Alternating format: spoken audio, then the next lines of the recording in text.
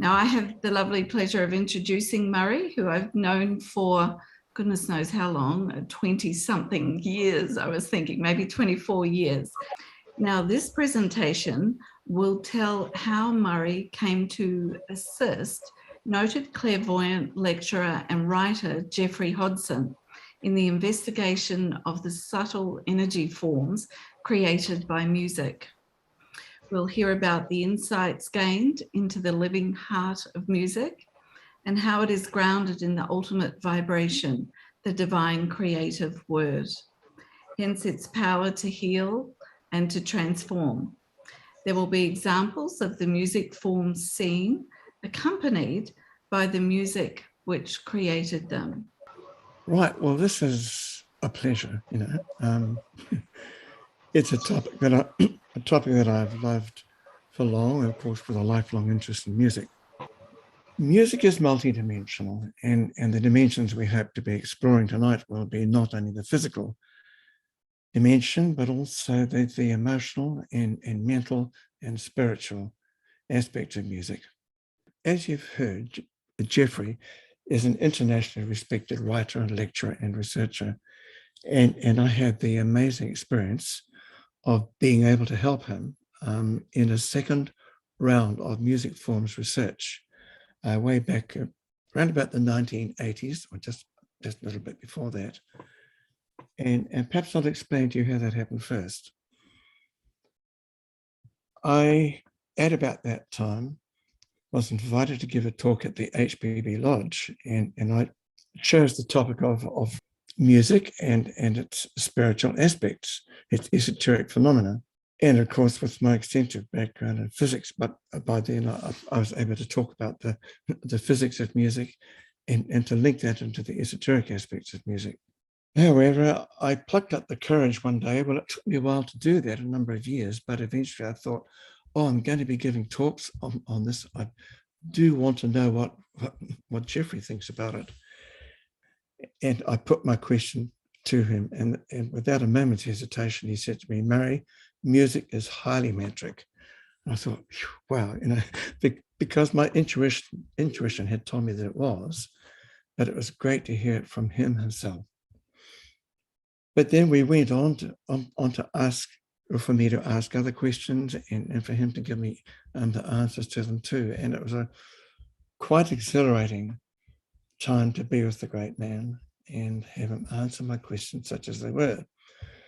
Well, the time drew to a close. It must have been well over half an hour, I think, and I thanked him profusely and left and walked across the road. That's Belvedere Street here, for those who might know it, and went over to the headquarters of the TS, which at that time is number 10, Belvedere Street. And I was about to leave when, out of the blue, the telephone rang, and it was Geoffrey's wife, Sandra. And she said, oh, I don't suppose Murray is still there, is he? And the lady looked up at me and said, yes, he was just about to leave. And she put me onto Sandra to talk to her. And she said, Murray, would you mind coming over to Geoffrey's place again? He'd like to speak to you. And I thought, oh, what is this? What could it be? And it turned out that he wanted to invite me to help him in another round of clairvoyant research on music, of course, like that. And I thought, well, this is not only Christmas, but it's next year's Christmas coming for me, I think. And I said, yes, I'd love to. I'd love to do that. And and that is basically how it began. And we teed up the research session with him, and he wanted to know how I could help him. And it was to help to invoke, well, include a number of musicians. And the ones we picked initially were members of Theosophical Society. And it was just an extraordinary experience. I asked Wendy Dixon and Michael Dixon and one or two others as well. And it was just an awesome experience. The first thing we did was to ask him to investigate music. First of all, played only by me on my clarinet. We began small, and I brought my clarinet into the first session, and I played notes. And the first task was to see what colors he observed when I played, for example, B flat on my clarinet. And then we tried another note. It might have been like E flat or something like this. And I put the question to him, what do you see, using your clairvoyant abilities when I play one note, and then after a while I play another note? Well, that was very interesting. And the person who took the notes was a wonderful lady called Peace Thorne at that time, a member of the Theosophical Society. And it was just awesome. We had probably about 2 research sessions on that. And it was a bit difficult because he began to see different colors. I began with, I forgot what it was, the first note. It might have been the note C, and he investigated as much as he could. But as it turned out, he found it rather difficult. And I found it a bit difficult as well. And the reason was that as I played, for example, that C, the first note C, he would observe maybe a deep green. But then he began to say things like, well, I am seeing a deep green. After we tried it a bit more, he said, yeah, but it's not just green I'm seeing, and there's also yellow. And when he looked a bit harder, he said, well, yeah, but there's violet as well. And it began to be a bit too hard for us. And I think that what was going on was that he also observed the harmonics of the note. And the clarinet, as a few of you might know, produces a lot of odd multiples of the frequencies. And he decided to stop. It was great, but it was a bit too hard to pin down the actual frequencies and the colors. But that was interesting. The good old Peace wrote down what she absorbed, and we decided then to actually stop observing the colors. And we thought, right, okay, from here on, it'll be pieces of music as such. Therefore, the next research program that we did was a number of pieces of music. By the way, I should let you know that it was different shades of color, as I think I told you a moment ago. And that worked beautifully. I've forgotten once more what the particular shades of color were, but he looked at them, and it might have been pure violet or something like this. And he began to observe the colors. Now, I think I need to describe to you what he saw. Any findings that he made were recorded by Peace at the time, all on paper. And I still have these notes from the sessions. And as I said to you a while ago, I think what we were doing was him observing the different shades of color. And that was okay, we stopped having him observe the colors anymore. But it was really, really cool to be observing the actual pieces of music. I'd like to tell you just a wee bit about what it was. Now, I was with him. This was all upstairs in the lounge there. It wasn't long, though, before he was observing the forms scene when Wendy Dixon began to play, or sing rather, the music forms produced by her singing the Ave Maria by Schubert. And I've got the music forms of this later on, plus a few others. And now I want to tell you a wee bit about the actual forms that he saw.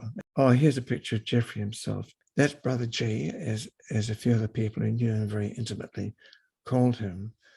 And after he'd been working for a while, he gave me this photo. And that was very special. I'm very, very blessed, I feel, to have this picture. It was him. Now, I actually want to, I've given you a wee bit of an introduction as to how the research began. And I'm going to begin to move on now onto the actual physical forms with the intention of developing what they were as we saw things, And this is leading up to actually showing you the forms that he saw as we produced the music itself. So this is not the music, it's just an illustration of the physical forms. Which one? In front of me is a giant metal square, and I'm going to use this as a kind of blank piece of graph paper to plot a random distribution of couscous. Okay, there we go. It's a scatter plot. Okay, maybe not. Now, this is a pretty random distribution of couscous, but when I take my bow and I play this metal square like an instrument, this random distribution will suddenly become decidedly unrandom. Here we go.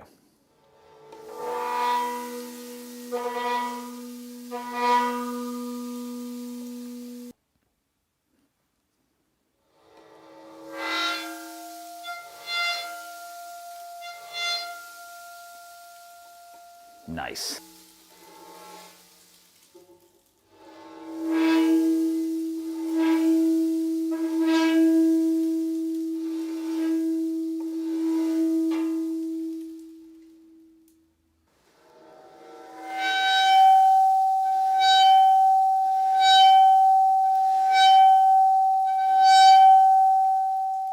A big thank you to the Centre for Life in Newcastle for lending me their Chladni plate.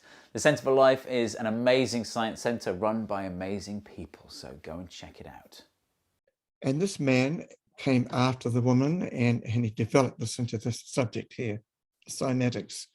And he did it with, hey, an interesting way you might like to try it at home is to get an old teapot, one of those ones with a spout on it, curly spout, and stretch across it a rubber sheet, like a balloon, that you've popped, and you stretch the rubber film of the balloon across the open top of the teapot, and then you put a rubber band around that to hold it in place. Sprinkle on it sand or sugar or couscous, whichever you've got in your kitchen, and begin to hum different notes down through the spout of the teapot. And I'm looking forward to hearing at least one person in New Zealand who has tried this in the next week. I really would love it if somebody actually went away and tried that. Well, let's move on then anyway. And the higher the frequencies are, and the richer the patterns are, because more and more different parts of the plate are vibrating in different relationships to each other. So now on to Geoffrey. The reason why I chose to display a few of the physical patterns for you is that they are a humble but definite analogy of what happens in the non-physical worlds, which is where Geoffrey was doing his observations. And the idea is that in the physical world, if you have a particular note impinging on something like a plate, by changing the frequency, are you able to change the pattern? So to a very simple degree, this is an example of the form building ability of vibration. And we're going to take this through with music. And I'm towards the end of the talk, I'm going to be extrapolating it onto the actual creation of the universe and all the forms of nature, which is a big stretch, but hey, theosophy is nothing if not a big stretch, eh? So a brain that is not stretched after a theosophical talk or a book or anything missed the opportunity. But anyway, here we go. This is what is in the first book of Geoffrey's music forms. It's a great big book. It's over a foot, 12 inches, or probably 15 centimeters high. And he had 8 paintings in that book. And the first example that he observed in Hollywood, believe it or not, he did this work amazingly with the TS in Hollywood, which was a thriving branch then. And they had an organ and a choir and all sorts there. And they did a few different investigations, as I did with him. And the first thing he noticed when a clairvoyant like him observed the forms produced when somebody sang a note. And what happened, if you look down the bottom left of this picture, it's like a little flower-like form. In this case, it's a blue. And every time the singer changed the note, you began to get a new flower-like or trumpet-like form, which would begin. The first thing he noticed was this particular phenomenon in the astral plane of the room or the church, whatever it was. And as he looked, as the person was doing a note and singing a melodic line, there would be a series of these little flower-like forms of different colors that would correspond to the actual pitches. And it was because I knew about this that I began by trying to play him different notes on the clarinet. But the interesting thing, though, is that the moment the singer began to try and sing a note, the astral substance of the room would begin to shimmer and produce the sheen of different colors in the room. I want to tell you something about that because I was talking to a Maori elder, a woman, a kuya, I guess, and asked her about this. I think the Maori woman was in the audience when I was talking about music forms. And I mentioned how he noticed that the astral energy, the astral realm, the actual plane, the substance of the room began to shimmer like this. And I was talking about this. And afterwards, I went up to this woman and asked her, is it true that when Maori, is this anything? Is this what Jeffrey saw? Anything like what Maori see when they see a note being sung or chanted in the room? And the reason I asked her this is that when you see Maori dances and chants being done, very often the women will do this with their hands, and nobody mentioned that it was due to the sound or the esoteric effect of music. But I asked her afterwards, is this what you see? Is this what a Maori seer sees when they chant a note in the room? And she just twinkled her eyes at me and nodded her heads with her eyes shining. And I was really chuffed at that. I thought that, well, that's really, really cool. That this lady was prepared to acknowledge to me that the Maori in their tauhunga, the elders, the more spiritually awakened elders, she was able to confirm for me that, yes, we do see something like that. And that was to remain a secret. But I'm happy to share this with you in the groups of the Theosophical Society.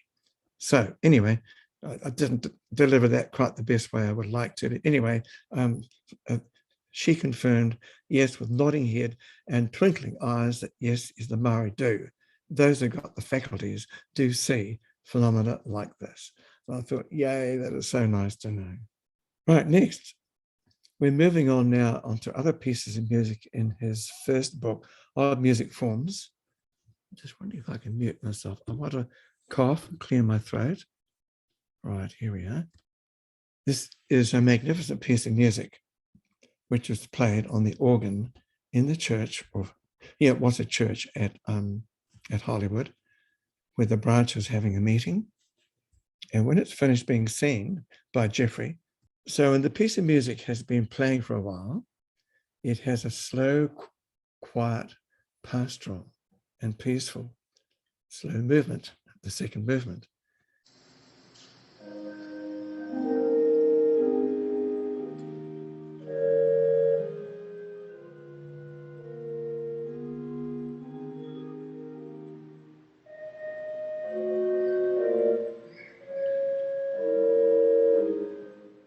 And as Jeffrey observed the music form, what's interesting about this is that as the music is being played, he sees for each individual note the emergence of a little flower form, like that one we looked at a moment ago, 10 minutes ago.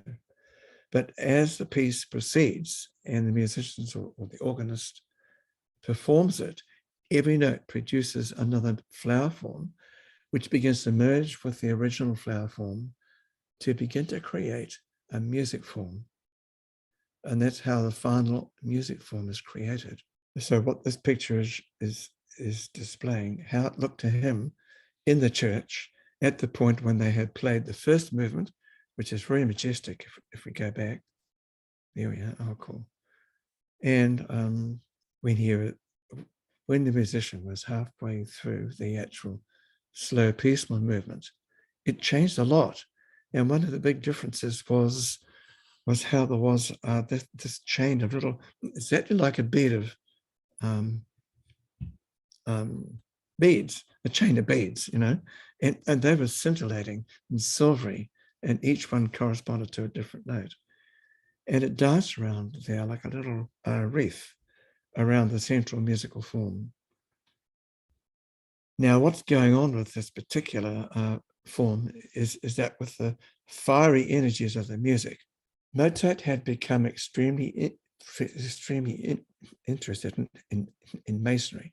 He had become very interested in Freemasonry by this time, and he joined the organization, and he perceived these flames rising up above the floor, and there was a faint but definite crosshatch pattern, rather like tiles on the floor, as there would be in a temple, a Masonic temple. But the flames are there rising up as the music was played. And I'm not playing it tonight for you because of time, but it is a very dramatic piece. It's most definitely of a fiery nature. And then when he gets to the middle of the piece, of that movement, it has the silvery beads. Well, there's a third movement, which goes back to the fiery nature of it all. And I'm just going to move on. And I am actually going to play this piece of music for you. It's the Hallelujah Chorus, which lots and lots of people know is performed in town halls around New Zealand and the world, with a big choir.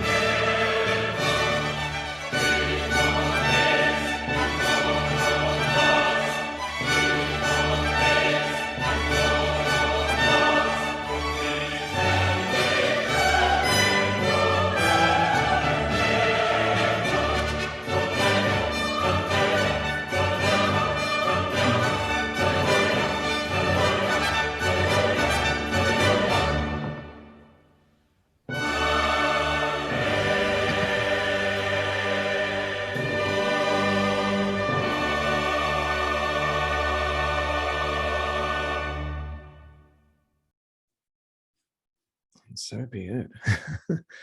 By the way, I don't know if you knew, I didn't warn you in advance, but I put my hands up like this each time King of Kings was sung, in case you wanted a correlation with the moment.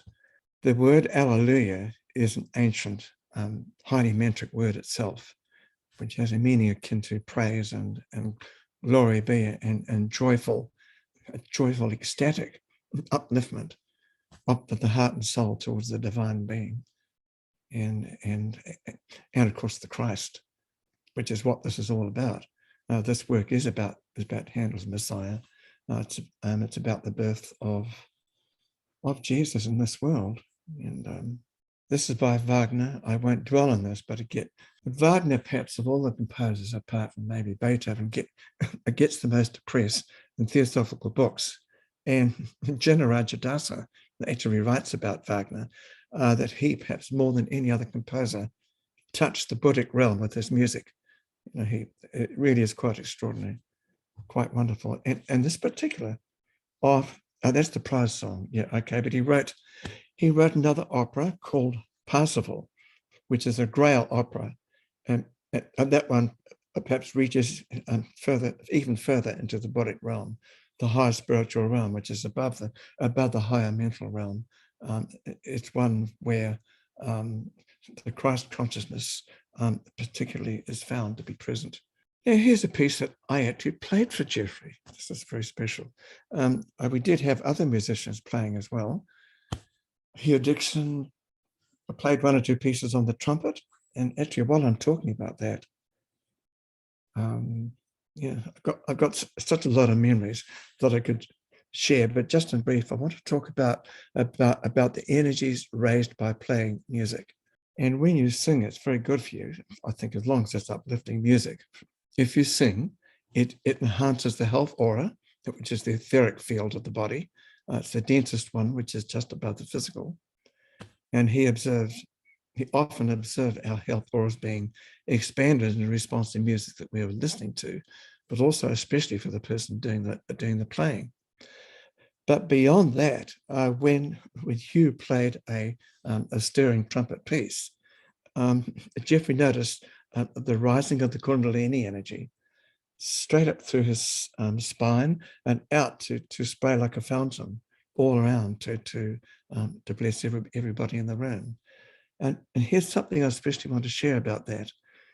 It is that we are rightfully warned in theosophical books not to jump in and to try and meditate 6 hours a day to stir the Kundalini before we're ready, because it can definitely get us into severe trouble, and we can go insane or things like that. But what is very good about this occasion here, where the energy was raised by the music, is that it was only a moderate stirring of the Kundalini, and it's all right to play. I thought, oh, great, we can keep on playing our trumpets and our recorders and singing our songs. It's just all right. It's just because the amount of energy stirred is not overly much for us. It's just a beneficial degree of awakening. And I thought it was important to share that with you. But when in particular Wendy Dixon sang, and we're going to be hearing the Ave Maria that she sang just a bit later. When she sang, I don't think there's breaching privacy. I think it's really good for you to know that her throat chakra and her heart chakra were hugely expanded when she sang, and streamed out 50 meters or so in front of her. And as Geoffrey observed that, it would be blessing everybody who would be bathed in that energy. Now, as a few of us know, Wendy has gone on to become a well-known opera singer in Sydney. And just think what, God, it sort of excites me a bit to even just think about this, but the streaming forth of those energies of a pretty awakened person, as Wendy is and was and is, and her energies would bless everybody in the audience and profoundly enhance the occult effects of the music. in any opera that she sang. Well, that was an important a bypass there. Well, it wasn't a bypass, it was an important part of the talk. But now what I'm getting back to is the time when I played for him this particular piece of music that you'll hear in a moment. And this was much more a very calm and very, very serene piece of music. And these are some of the words that he described the experience on the player. He watched me while I was playing it.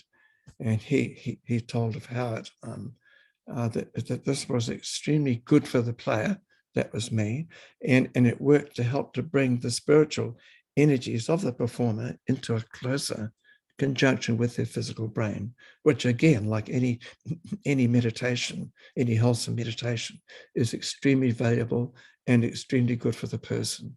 And he wrote that this music induced a sense of an inner searching in the player and a meditative union between high and lower, with the principle of beauty and order in the universe from beyond the musician, beyond and above.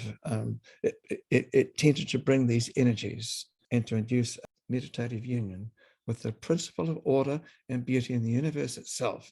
And that's written, by the way, in a little book called Clairvoyant Investigations. And I'm going to show you the book later on. And so here's that piece. It's not the whole piece. It's only about a minute and 50 seconds.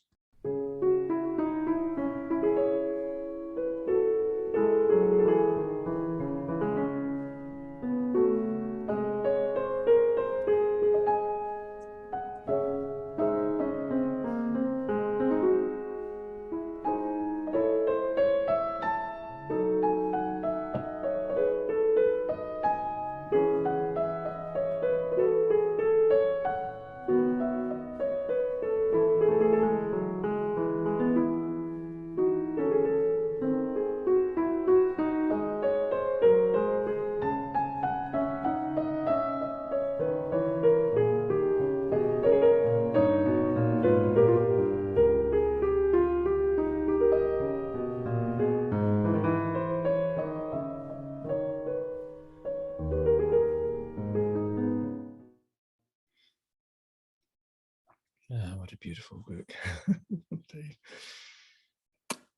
Now, I want to move on to a song that we ended up actually performing 3 times, sung by Wendy. Wendy sang it actually twice, and we had it played on the cello once. But in every occasion that it was sung, it invoked and drew into the room the presence of a wonderful deva of the energies of the divine feminine. Because of this piece, by its intent and by the words Ave Maria do mean come Lady Mary.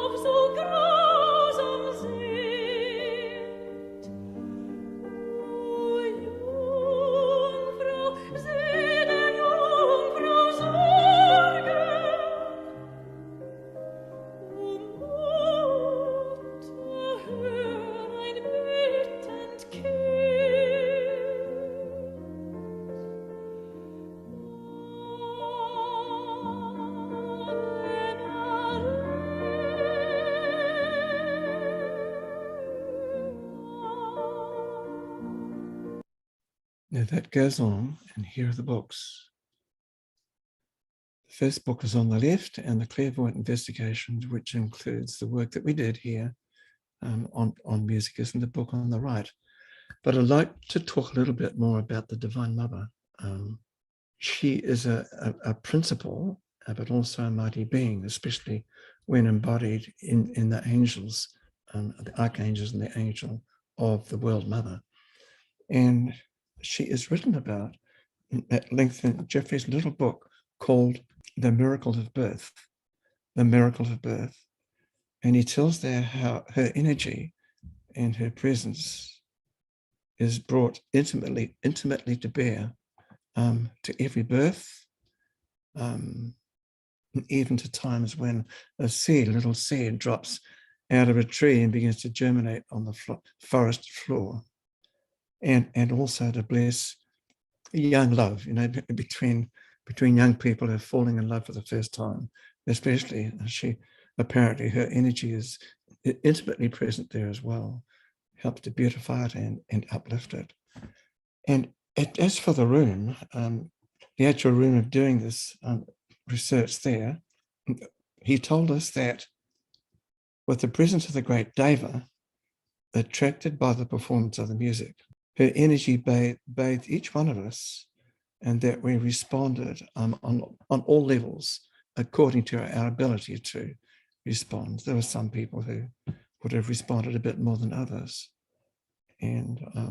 but it was a blessing to the max of the capacity of everybody to receive it. Yeah, just a little aside here, which is that when we did perform and did things like this, it often attracted the attention of devas around the place, like the Deva of Mount St. John here, and even Mount Eden.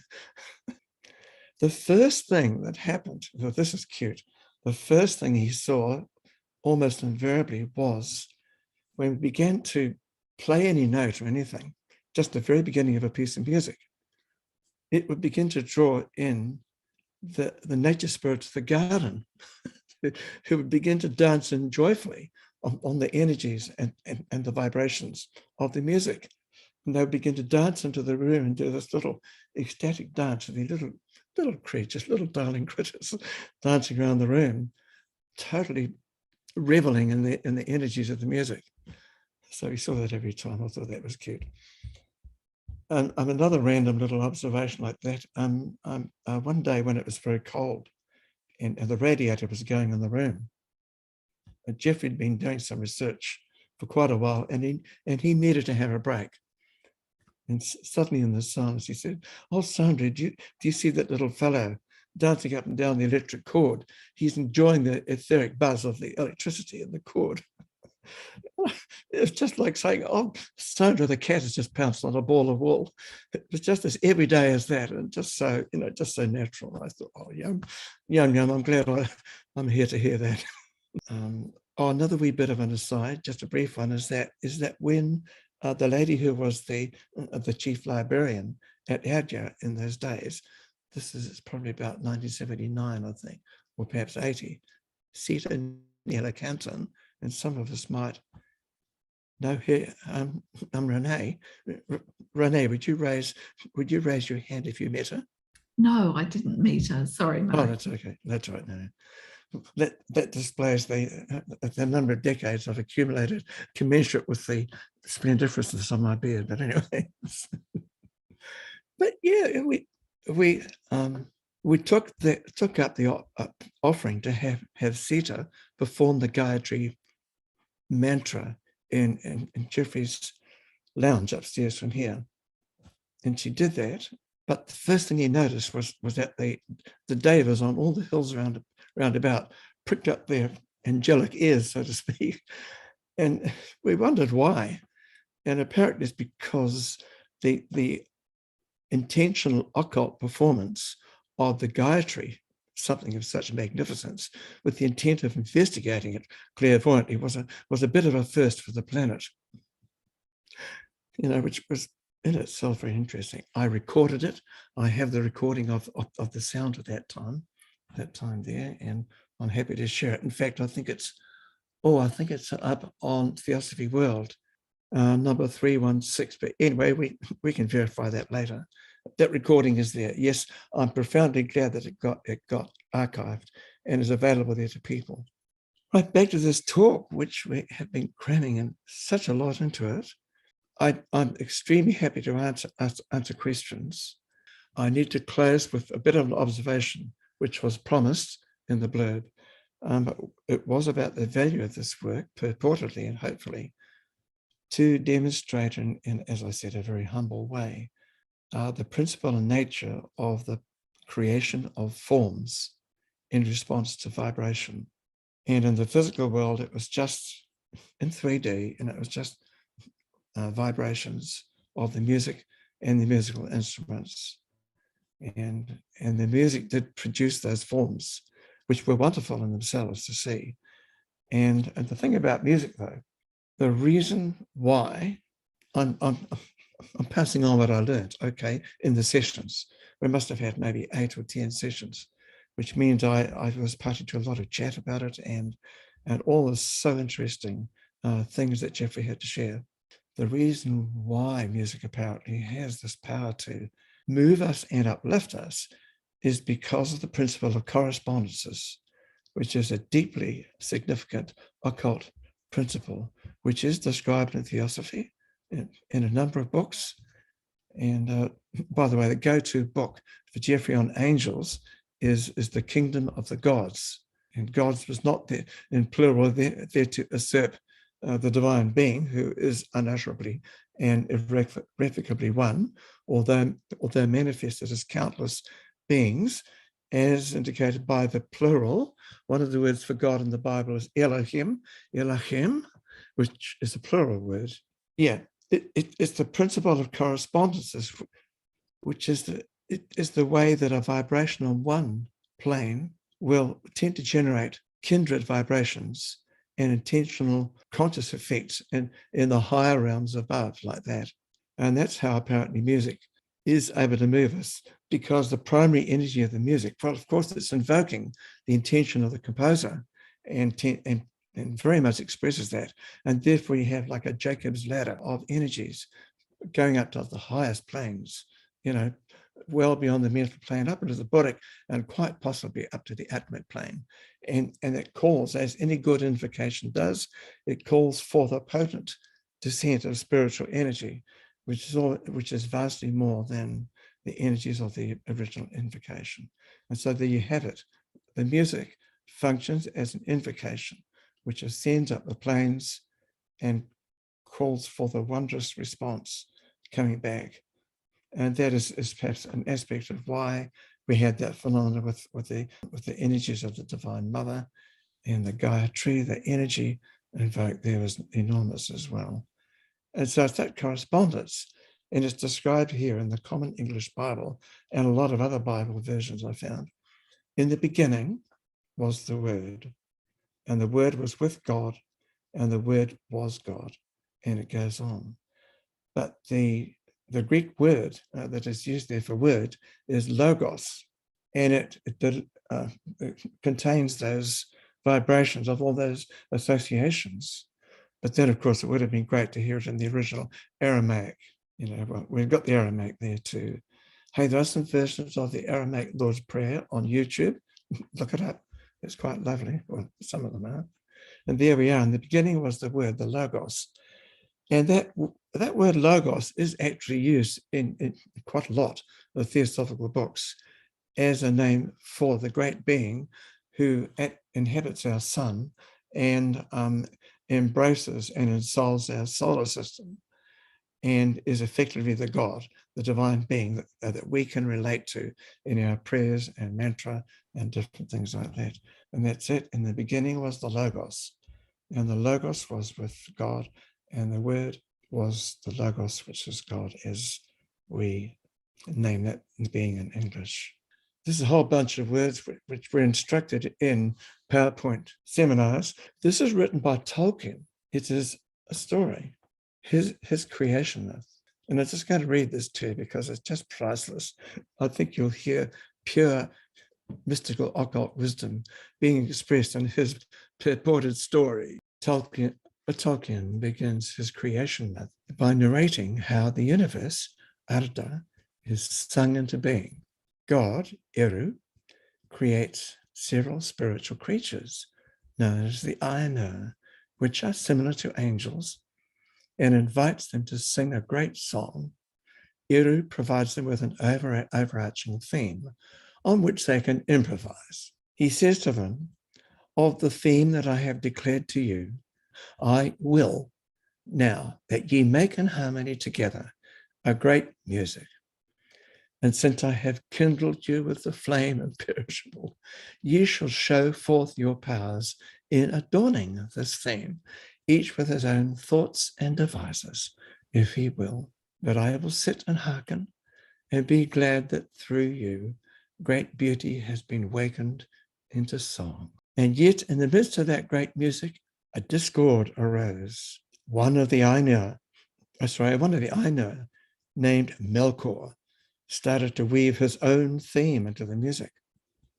This disturbed the music, creating disharmony. And the story goes on. I'll just let you know, it has a happy ending, but this is just the coolest thing to do. I'm so chuffed. When you think about it, it's got the way the Devas are streamed forth, and that they have their creative power. Although they experience unity with the divine, they still have the power to exhibit according to their nature and create. And yet I will sit and hearken. That's the witness function, the divine witness. Well, all right, that's it. Thank you for this opportunity.